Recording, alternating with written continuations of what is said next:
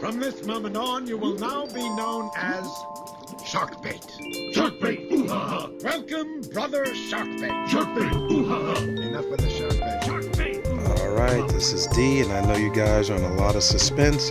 Probably want to know what that mystery fish is. Can you see it? Can you see it?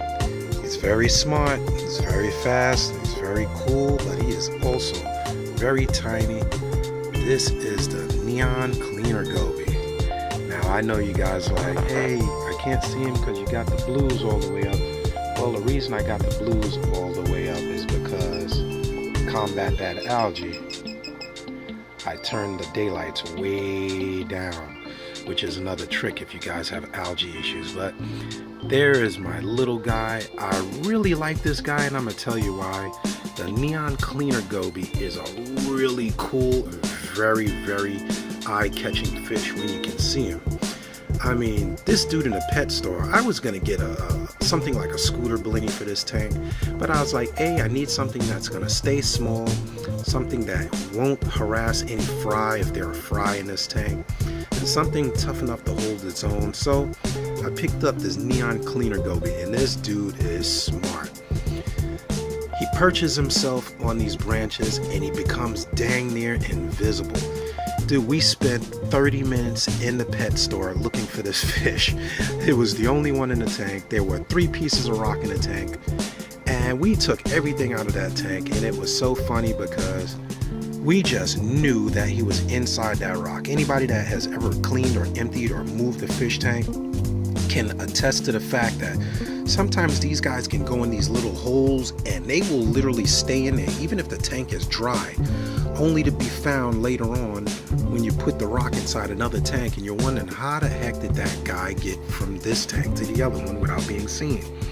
Well, as you can see, this dude is very good at blending in, as it just disappeared once again.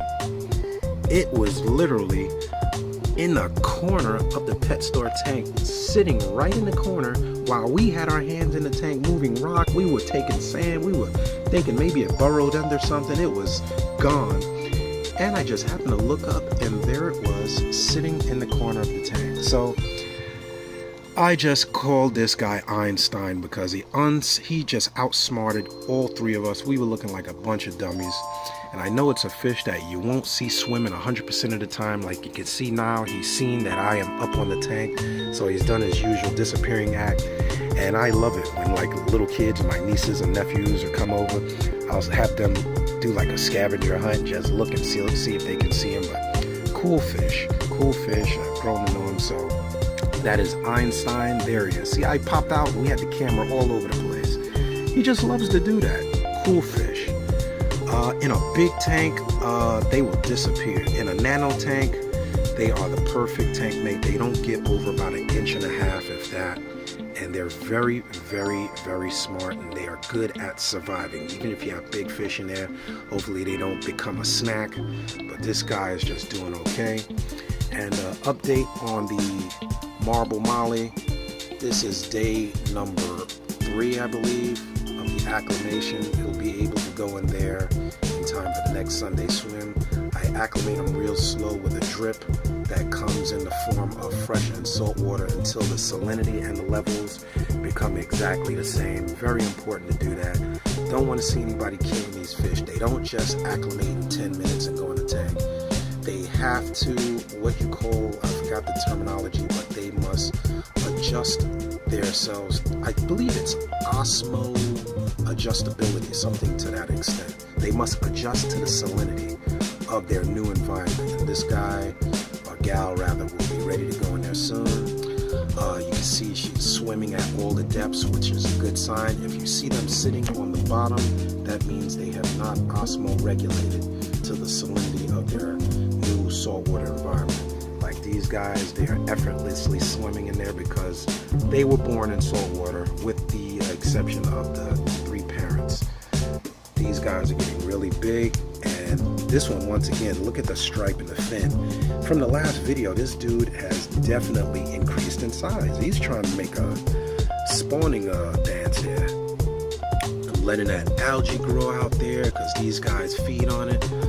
Some other additions, which I really don't plan on putting a lot in this tank because I was going to have some seahorses in here, which will probably may or may not happen. I'm not sure. Maybe I'll go bigger. Who knows? But I want to get at least 2 dwarfs in there. But these pair are just doing their job, cleaning up the messes that the mollies leave. You can see the sand is much cleaner than it was before. They scrape up any flakes, not like the mollies leave anything, but poop or uneaten foods and things of that nature. These guys are doing well, and I think the female may even be buried in there, which would be awesome. If I get some little baby peppermint shrimp, that would be awesome. These are really big peppermint shrimp. And everything is well in the universe. So I want to thank you guys for watching. Click subscribe, give me a thumbs up. If there's anything you wanted to see, leave them in the comments below. But look, the guy disappeared again. Oh man, Einstein, where are you? It's like hide and seek with this fish. Ah, my man. Well, I won't keep you guys looking for him, but that is the update. Thank you for watching. Till next time, this is D signing out. Love, peace, and hair grease. See ya.